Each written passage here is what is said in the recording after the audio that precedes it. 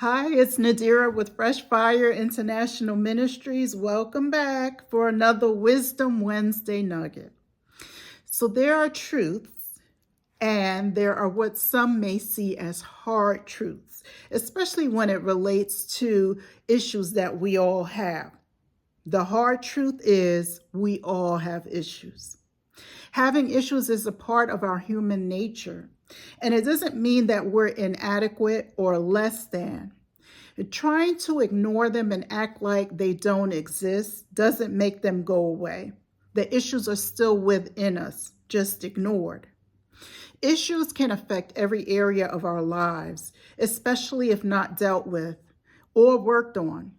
Some issues, like a long-term physical issue, mental health issues, family issues, are things that we may have to work on long-term or throughout our lives. Paul is a perfect example of this. He prayed to the Lord 3 times for God to take whatever the issue was from Paul. He referred to it as a thorn in the flesh. God's answer was, "My grace is sufficient for you." We don't read about where God healed or delivered Paul from this issue, his thorn in the flesh. But it really doesn't matter, because all things work for good for those that love God. He didn't stop serving God. He didn't stop spreading the gospel. It was not a hindrance to Paul in doing ministry. Sometimes issues can birth ministries. They can birth nonprofits. They can birth books. The issues can sometimes be looked at as being broken, but it can also be looked at as being beautifully broken. When I talk about broken, I'm talking about being imperfect. And being broken doesn't take away the beauty of a thing. My mom taught me years ago, hi mom, shout out to mom, love you. But she taught me years ago about a Japanese form of art where broken pottery is filled with gold. It's called kintsugi. I'm sure I'm saying that wrong. But it's a Japanese form of art that repairs broken pottery with gold, making a new piece that is more exquisite than it was before it was broken. And I encourage you to look it up. It really is very, very pretty. But this is an excellent example of broken things, when filled with something else, can be prettier than its original form.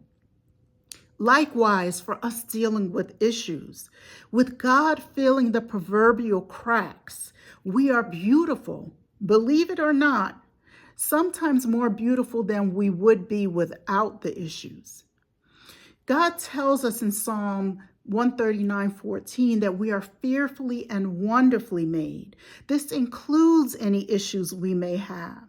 And a lot of times the issues we have can be a blessing to others. Someone with depression may develop extreme empathy and sensitivity to others' pain and go on to become a therapist or a psychiatrist. A person dealing with a long-term health issue may go on to become a motivator and go on to become a motivational speaker or working in the health field, regardless of their issues. So depending on what our issues may be, they may not always be bad. But what do we do with them?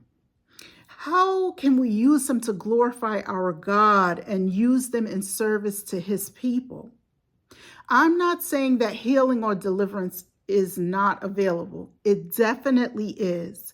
But if we are like Paul, where we have brought an issue of ours before the Lord, and God has told us, "My grace is sufficient for you," shifting our thinking about the issue can be deliverance in itself.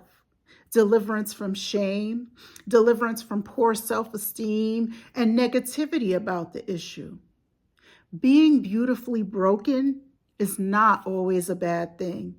It can be beautiful, with God filling the cracks with himself for his glory.